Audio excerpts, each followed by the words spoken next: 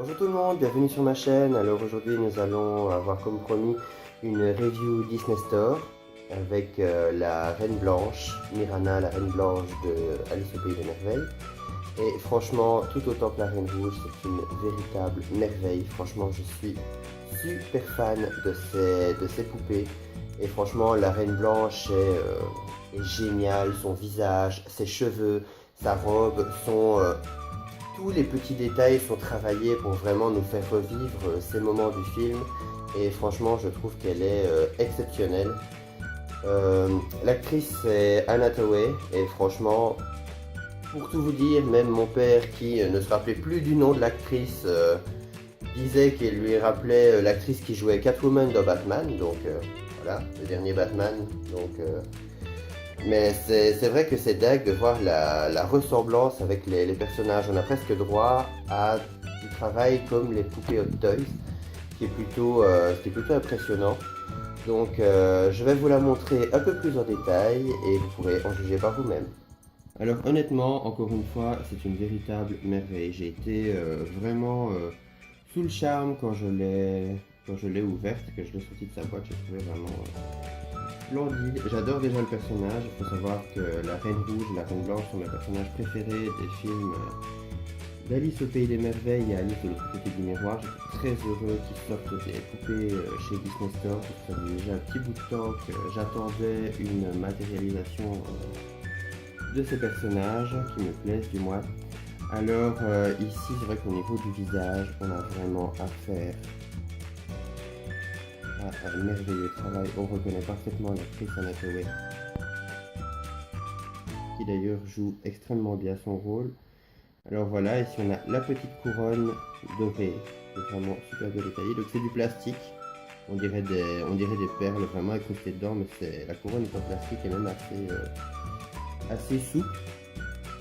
C'est un petit détail bien pensé, c'est qu'ils ont pensé à la coudre sur, je ne sais pas, sur le... Ah, voilà.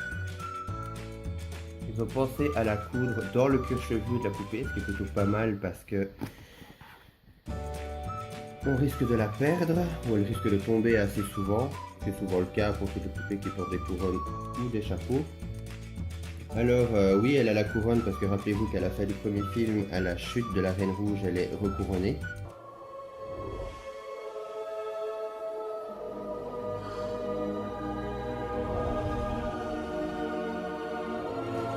Donc voilà. Pour ce qui est de ses cheveux, ils sont blancs, légèrement laqués.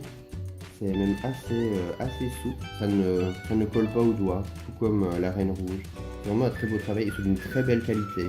Franchement, c'est vraiment génial. Pour ce qui est de son visage, on retrouve les mêmes détails que pour la Reine Rouge, donc le peu de rose dans le coin de l'œil pour rendre l'œil un peu plus réaliste.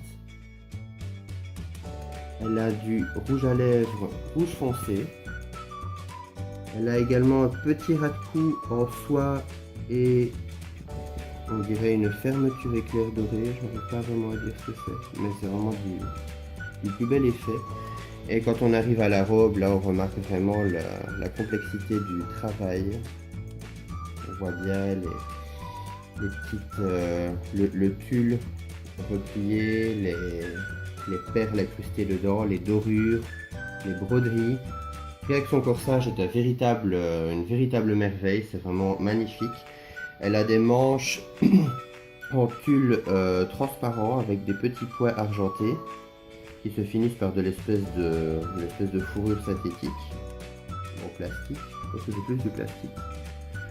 Et on retrouve dans sa main la petite chronosphère, comme toutes les poupées de cette collection. Elle a du vernis rouge foncé, presque noir. Là, la caméra est paraît rouge foncé avec le flash. Voilà. Pour ce qui est de sa robe, elle paraît très volumineuse et pourtant il n'y a rien en dessous.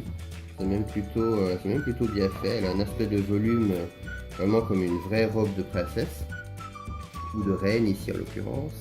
Elle a une sorte de petit tablier avec des points argentés dessus. Pour ce qui est du reste de la robe, elle est en deux parties. On retrouve donc une partie pailletée avec des imprimés de flocons dessus, qui est transparente. C'est assez bien. Et en dessous, nous avons donc un tissu en soie, un peu plus simple, blanc.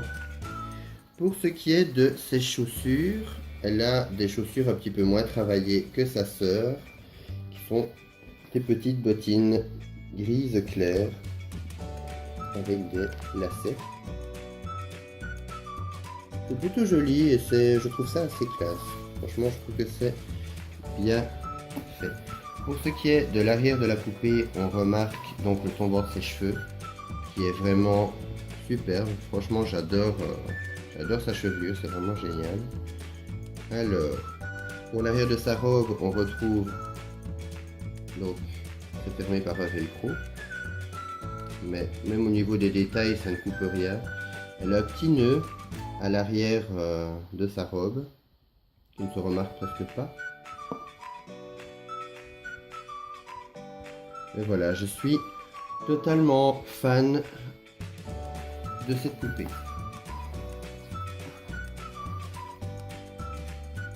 Ce qui est du détail, c'est vraiment génial. Je suis vraiment fan à 100% de cette poupée.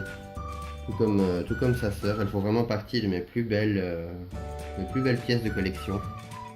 Donc comme je disais, voilà, je suis extrêmement fan de cette série de poupées, que ce soit de la Reine Rouge, la Reine Blanche jusqu'à maintenant, ce sont vraiment des merveilles. Au début, j'ai eu la chance d'avoir la Reine Rouge, j'avais vu le visuel, je n'en pouvais plus. J'ai vu la Reine Blanche, c'était pareil, donc j'ai vraiment craqué, et j'ai craqué au point d'aller jusqu'à acheter aussi le temps. Donc j'ai acheté quand même 3 poupées sur 5 de la collection, et le temps sera pour une prochaine review. Mais franchement, Disney Store, j'adore. Là, franchement, c'était comme pour le nouveau film du Magicien d'Oz, c'était vraiment des tueries. Les poupées étaient sublimes. Pour tout vous dire, ils vont même jusqu'à bien décorer les boîtes. Donc, je vais essayer de ne pas faire tomber Mirana. Voilà. Donc, on remarque bien, le fond de boîte est vraiment magnifique. Franchement, c'est sublime. Avec des petites horloges dégoulinantes sur le côté et avec une photo du personnage dans le fond.